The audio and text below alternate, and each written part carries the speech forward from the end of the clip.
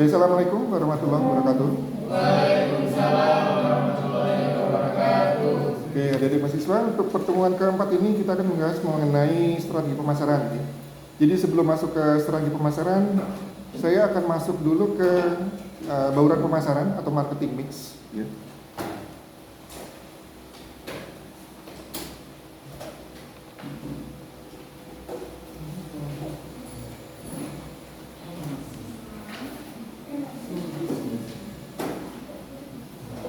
Jadi untuk marketing mix ini merupakan kumpulan alat pemasaran yang digunakan oleh perusahaan untuk mencapai tujuan pemasaran. Jadi konsep ini dikembangkan oleh seorang ahli pemasaran bernama Neil Borden. Kemudian lebih lanjut dikembangkan oleh Philip Kotler. Jadi ini Philip Kotler, buku-bukunya banyak kita pakai sekarang. Jadi kalau kalian nanti tertarik di pemasaran bisa memiliki Philip Kotler ini. Jadi buku acuan dasar. Jadi bauran pemasaran ini terdiri dari 4 elemen utama yang seperti kita bahas di pengantar dulu. Ada 4P, jadi ada produk, ada price, place, dan promosi. Kemudian dikembangkan lagi menjadi 7P, ditambah 3P lagi yaitu people, process, dan physical evidence atau bukti fisik. Jadi untuk 7P ini sebetulnya bukan hanya untuk jasa ya, tapi juga untuk produk berupa barang, tapi diutamakan untuk jasa memang. Jadi untuk produk yang berupa barang tetap kita gunakan pengembangannya di 7P ya. Jadi bauran pemasaran yang efektif adalah yang mampu menggabungkan keempat elemen ini secara seimbang dan sesuai dengan kebutuhan dan preferensi pelanggan. Setiap elemen saling berhubungan dan saling mempengaruhi, dan perusahaan harus mempertimbangkan mereka secara holistik. Holistik apa? Pandangan secara menyeluruh, holistik dalam merencanakan dan melaksanakan strategi pemasaran. Nih kita masuk dulu ya ke 7P di sini.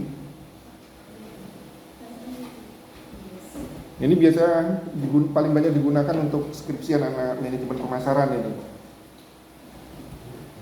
Jadi ini semester 3, nanti semester 5 kalian sekali-kali ke perpustakaan mulai baca-baca skripsi. Karena di semester 7 itu sudah terakhir kajian teori, tidak terasa lagi, ini kan sudah semester 3. 2 tahun lagi kalian sudah selesai untuk perkuliahannya, teorinya. Setelah itu baru skripsi ya. Jadi semester 5 setahun lagi kalian coba ada yang pernah perpustakaan belum? Yang belum siapa? Manfaatkan ya. Manfaatkan perpustakaan. Ya, jadi kalau istirahat coba ke perpustakaan coba. Dan kalau mau usaha ya, bisa mulai semester ini kalau kalian mau buka usaha mumpung masih didampingi dosen. Nanti kalau sudah semester 7 itu kalian sudah sibuk dengan semester 8 sudah sibuk dengan skripsi. Semester 7 sebenarnya sudah ditawarkan skripsi sekarang. Jadi nanti kalau semester akhir itu kalian sudah sibuk dengan skripsi, cari-cari data dan sebagainya. Jadi kalau mau usaha yang tertarik dengan pemasaran bisa mulai dari sekarang. Jadi usaha dananya harus besar ya, modalnya harus besar. Seperti saya contohkan misalnya untuk Singapura itu negara trader terkenal. Singapura ada sumber daya alamnya tidak ada kan? Pulaunya pun dibangun dengan membuat pasir tambahan itu kan. Cuma Singapura ngambil produknya dari negara lain, dia jual lagi. Nah kalian juga bisa seperti itu, ambil produk di tempat yang lain, kalian jual.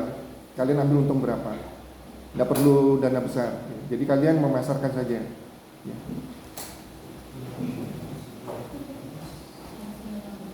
Ya nanti di semester 4 ya untuk pemisahannya nanti ya, mau konsentrasinya kalian mau masuk di pemasaran, keuangan atau SDM. Oke, kita bahas dulu untuk 4P yang pertama ya. Jadi di sini ada yang kita kenal dengan PT, nanti kita baru pengembangan menjadi 7P-nya. Jadi produk merupakan elemen yang mencakup semua atribut dan keunggulan produk atau layanan yang ditawarkan oleh perusahaan kepada pelanggan. Ini termasuk desain produknya, fitur, kualitas produk, ya, merek, kemasan, variasi produk, dan hubungan pernah jual.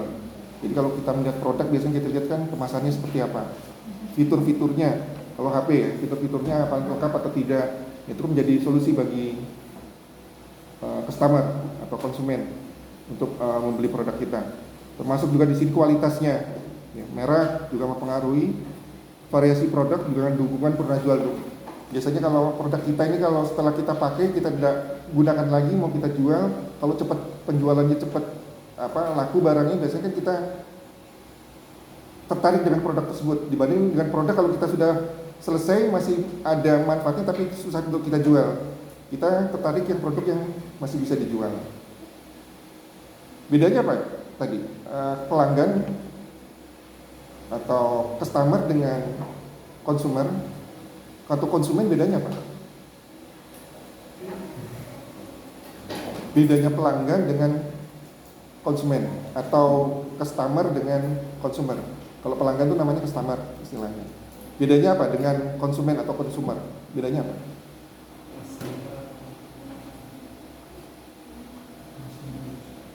Mungkin kalian sering mengucapkan tapi mungkin tidak memperhatikan perbedaan. Sebenarnya ada perbedaan di marketing. Ada yang bisa bantu nggak?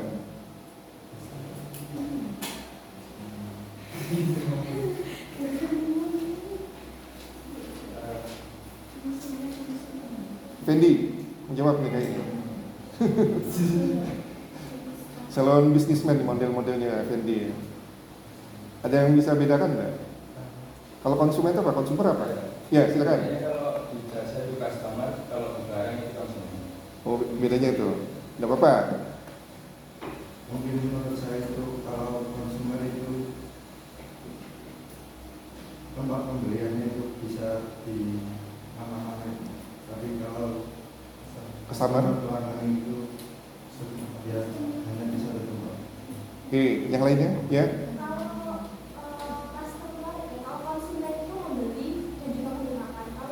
Konsumen itu membeli, berarti yang menggunakan layanan jasa atau produk. Oke. Yang tadi apa? Yang pertama tadi customer atau konsumen? Oh konsumen. Tadi pertama konsumen, sekarang customer. Oh gitu. Oke. Betul dia tadi. Customer saya itu adalah kayak itu Pak, itu kan yang bernilai. Sedangkan konsumen itu kayak penggunaan ya, memanfaatkan. Oke. Yang lainnya? Tidak apa-apa saya nilai. Yang lainnya? Kita sering diskusi ya, atau jadi ada interaksi antara dosen dengan mahasiswa. Biasa kan nanti kalau di tempat kerja kalian seperti ini, ya, mengumpulkan pendapat. Yang lainnya mungkin? Bedanya konsumen dengan pelanggan. Pelanggan. Bedanya apa? Pelanggan, artinya apa? Itu langganan saya. Ya? Ya, maksudnya benar. Ya, maksudnya Salbila benar. Jadi dia melakukan pembeli berulang. Ya. Kalau konsumen tadi yang jadi Salbila konsumen benar. Jadi dia hanya menggunakan layanan jasa atau produk kita. Ya, kalau konsumen, kalau customer atau pelanggan dia berulang pembeliannya, ya, secara Jadi itu bedanya pelanggan dengan konsumen. Ya.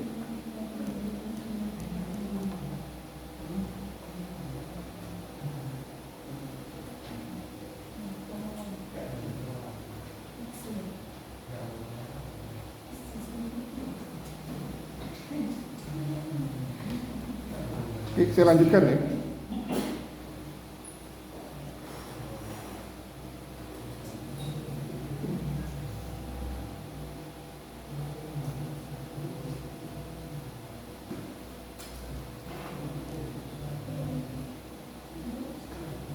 Jadi itu kita harapkan di pemasaran ya, ada proses, ada pembelian ulang tadi.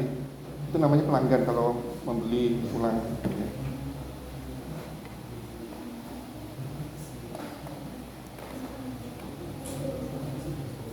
Jadi tadi produk ya, elemen-elemen yang mencakup semua produk tadi. Kemudian kita masuk ke harga. Untuk harga atau price ini mencakup penetapan harga yang tepat untuk produk atau layanan yang ditawarkan. Faktor yang dipertimbangkan termasuk biaya produksi. strategi harga pesaing, permintaan pasar, persepsi nilai pelanggan, dan target laba perusahaan. Persepsi nilai pelanggan adalah evaluasi calon pelanggan atas semua manfaat serta biaya, tawaran tertentu dan alternatif lain yang dipikirkan. Jadi biasanya pelanggan mengevaluasi manfaat produk yang dia dapatkan dan biaya yang dia keluarkan itu seperti apa, sebanding tidak. Kalau manfaatnya ini di atas harapan yang dia inginkan, biasanya dia ada kepuasan. Kalau manfaatnya ternyata di atas harapan yang dia inginkan, ya berarti ada kepuasan. Kalau ada kepuasan berarti paling tidak nanti ada pembelian kembali, ya. Itu sudah disebut pelanggan berarti di situ. Jadi kita harapkan dari pemasaran adalah repurchase tadi, pembelian kembali dari pelanggan. Jadi untuk, nah ini nanti ada persaingan, strategi persaingan harga kita seperti apa. Jadi untuk harga kita harus lihat pesaing kita. Jadi harga ya, untuk laba sebetulnya kita jangan terlalu mengambil terlalu tinggi dulu, ya, karena laba itu sebetulnya seperti gunung es. Di permukaannya kecil, ya, tapi dalamnya sebetulnya lebar. Ya. Ada Mas Bidol tidak? Pinjam sebentar.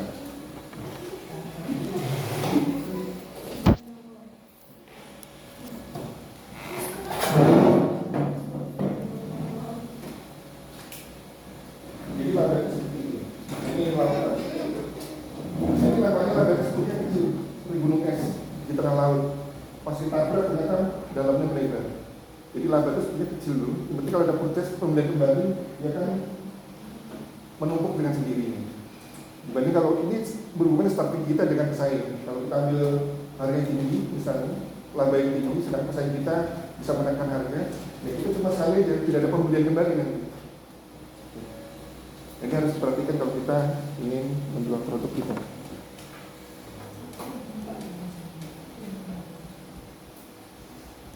Kemudian tempat yang ketiga, jadi bauran pemasaran atau marketing mix. Ini berfokus pada bagaimana produk atau layanan didistribusikan kepada pelanggan. Ini melibatkan pemilihan saluran distribusi yang tepat, strategi penempatan produk di pasar, lokasi toko produk, outlet ya, distribusi fisik dan manajemen rantai pasokan. Jadi kalau kita ingin mendistribusikan barang, biasanya kan pelanggan ini butuh atau lebih senang kalau barangnya selalu tersedia di pasar. Nah ini kalian lihat, kalau kalian menjual produknya seperti apa. Kalau butuh pokok, biasanya kan pelanggan ini ingin setiap saat kalau dia ke toko selalu ada produk itu. Kalau tidak ada, dia cari produk yang lain, merek lain, atau pindah ke toko yang lain. Contohnya kalau seperti apa? Kebutuhan pokok yang jual di toko, sabun, mandi misalnya, pasta gigi, apalagi sampo dan sebagainya. Nah kalau dia nyari sampo Sunsilk, ternyata yang ada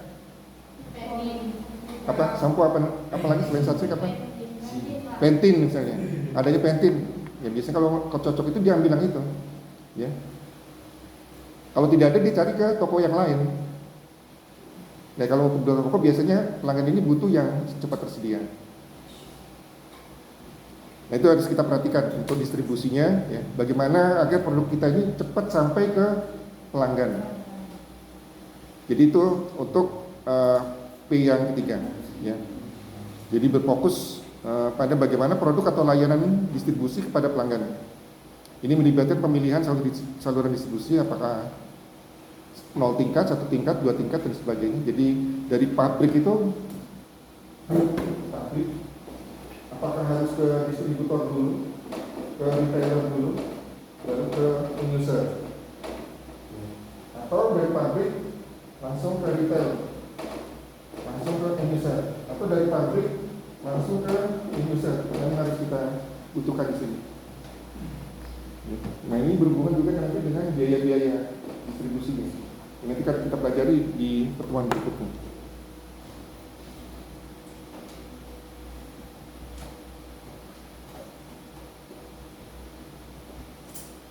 Kemudian untuk promosi yang keempat di sini, ini melibatkan berbagai kegiatan mempromosikan produk atau layanan kepada pelanggan. Ini mencakup strategi iklan, penjualan langsung, promosi penjualan, hubungan masyarakat, pemasaran langsung, pemasaran digital, dan strategi komunikasi lainnya.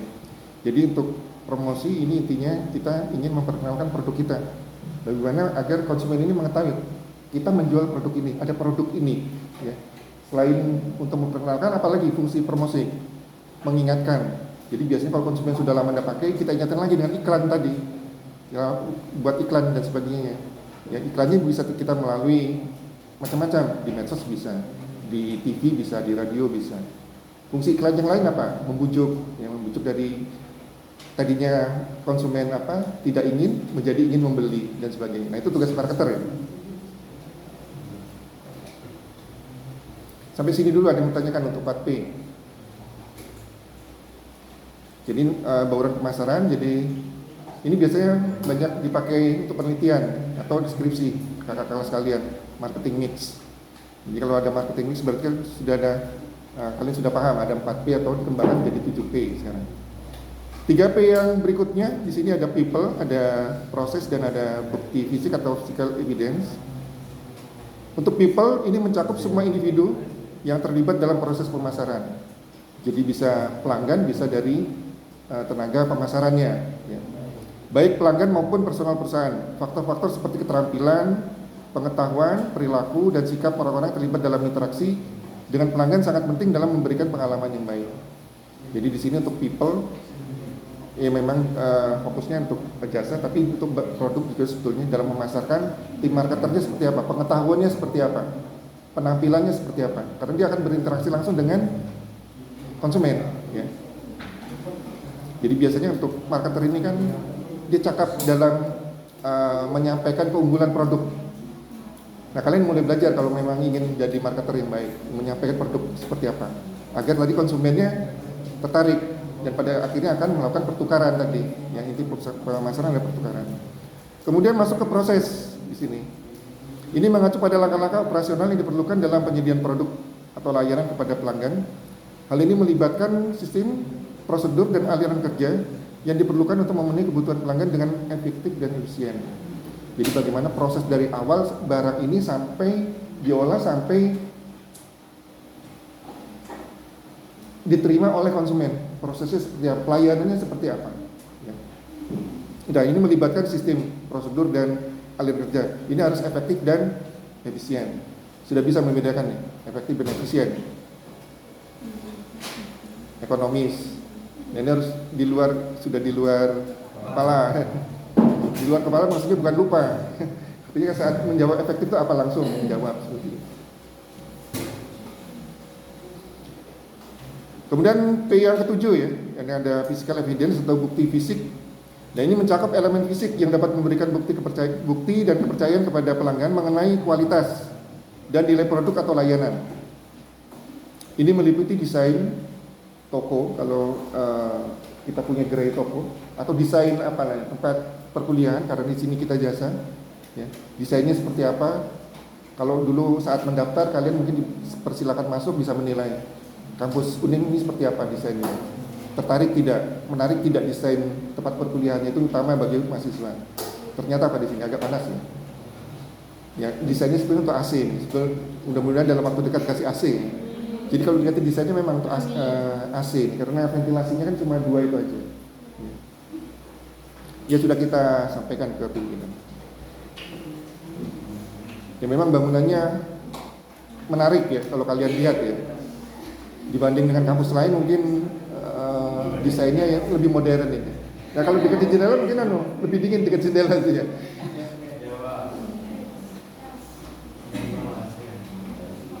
Kalau untuk yang gedung FE belum, yang FE Andalusia belum pernah masuk ya. Nah itu desainnya bukan untuk AC tapi memang cukup kipas saja, tapi sudah dingin karena banyak jendela, banyak ventilasi. Ini sudah setahun ini lagi direnov, termasuk untuk labnya ya, kita belum bisa menggunakan lab karena masih direnov. Jadi saya ulang untuk bukti fisik di sini, ini mencakup elemen fisik yang dapat memberikan bukti dan kepercayaan kepada pelanggan mengenai kualitas dan nilai produk atau layanan. Ini meliputi desain toko, penampilan karyawan, peralatan, kemasan produk, elemen fisik lainnya yang mempengaruhi persepsi pelanggan. Ya, jadi untuk termasuk di sini bentuk-bentuk produknya ya. Jadi di sini ada elemen fisik lainnya yang mempengaruhi persepsi pelanggan.